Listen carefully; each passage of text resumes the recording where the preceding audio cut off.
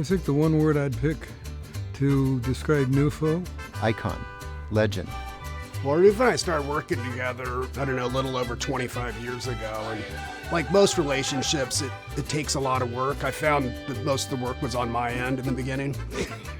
I like to tease Nufo a lot because that's a sign that he's a friend of mine. A couple times I'd see him on a Sunday afternoon, he'd drive up with the kids.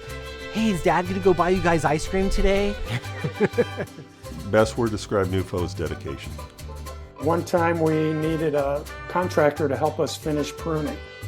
I got a call from the contractor later who said, Nufo made us go back and do it over again. And I said, well, we have high standards here and Nufo knows what he's doing. Humble. Nufo is humble. In the early 2000s, when he was at Franciscan, he knew more than I did about my game because I was very new to the game, and he was so kind about letting me down gently because he knew a whole lot more than I did. So, very humble dude, and carries a big stick in my opinion, but you wouldn't know it. He's just a cool cat. We would have these very philosophical conversations. And so one day he stops me and he goes, do you believe in reincarnation? I'm just going, oh, wait a minute. It's like, okay, that's a heavy one. Where do I go with that? And he just smiled and he says, I want to come back as a vineyard dog. It was just that idea of these dogs have the best life. Here we're working really hard. He's doing an amazing job. There is a part that you just want to relax sometimes and just have that easy existence. But no, he was going to work hard and strive and become somebody that's now, you see what he's doing for the community and for, the people in his life. If I had one word to describe Nufo, I'd use the word inspiring. Nufo is just his journey, and what he's done for the community really moves me a lot. When Nufo came to this country at 14 in 1978, he told his brother when he got to Yonville, he goes, I'm going to go to school. His brother said, no, you're going to go to work. So he started going to school at night. He said, all the guys I came with went back to Mexico or went to the fiestas, and I just knew I had to study.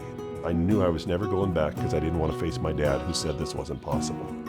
You know, the American dream lures people here, but there's only a few people that are lured here and actually make that dream come true and strengthen that dream. They do things that are amazing. They give more than they take.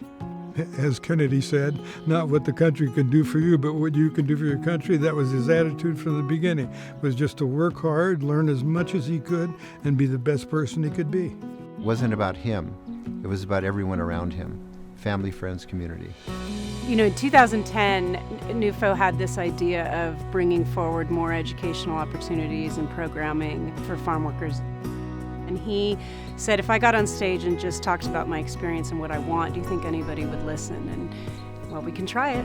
And we did. And I remember standing backstage, as it were, with Nufo after his speech and watching those paddles go up to support this concept of improving the lives of farm workers in our community and in the wine industry here in Napa. And I was thinking, he's just blazed a trail, and we're going somewhere with this.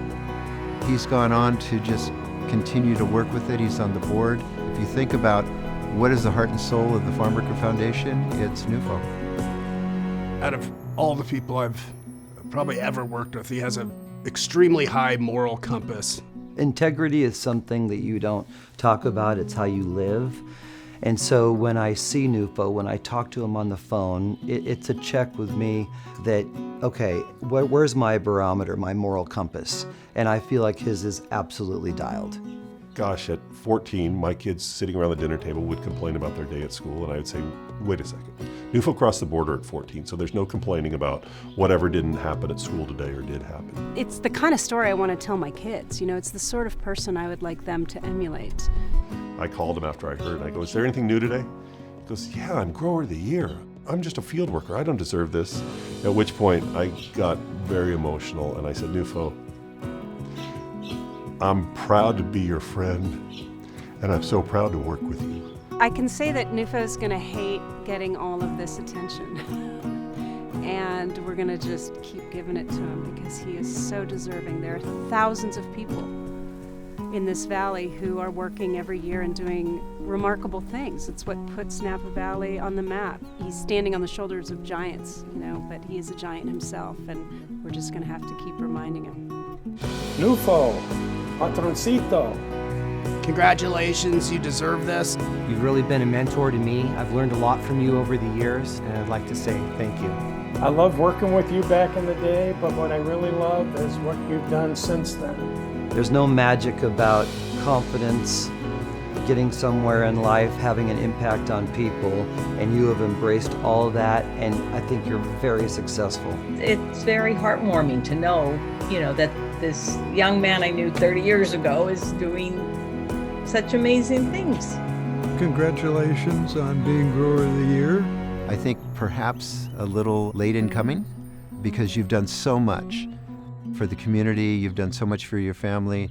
We're all so proud to work alongside you and to share your passion for the work of the Farm Worker Foundation and the Napa Valley Grape Growers. You've accomplished so much more than you realize, and you're such an inspiration to your community.